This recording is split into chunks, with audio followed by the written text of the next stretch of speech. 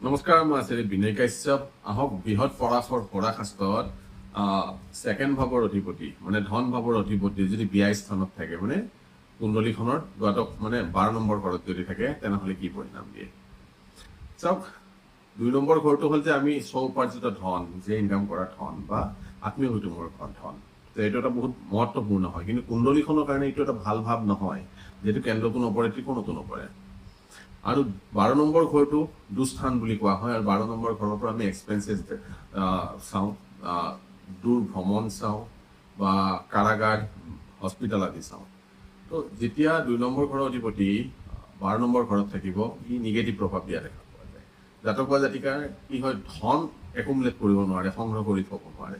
তেওঁৰ ধন যদি হয়ও হস্পিটেলৰ কাৰণে হওক, কোৰ্ট কেছৰ কাৰণে হওক বা বিদেশ যাত্ৰা, বিদেশত বিজনেছ কৰা আদি কামতো ধনৰ অপব্যয় হয়।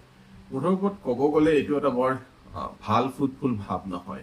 যদি অন্য কোনো কম্বিনেশ্যন বনি থকা নাই, যদি অকল ধনৰ ভাৱৰ অধিপতি 12 নম্বৰ ঘৰত থাকে, যদি তাত শুভ গ্ৰহৰ দৃষ্টি বা শুভ গ্ৰহৰ লগত যুতি আদি থাকে বা কুণ্ডলীখনৰ কাৰক গ্ৰহৰ লগত যুতি দৃষ্টি বা কোনো সম্বন্ধ যদি হয়, তেনেহ'লে কিছু পৰিমাণে ভাল ফল পোৱা দেখা পোৱা যায়। কিন্তু অভাৰঅল যদি চাব যায় যে পৰাশৰ মুনিয়ে কৈছে যে ইয়াতে ধন ভাৱৰ অধিপতি ব্যয় স্থানত বৰ বিশেষ সুফল দিয়া দেখা পোৱা নাযায়।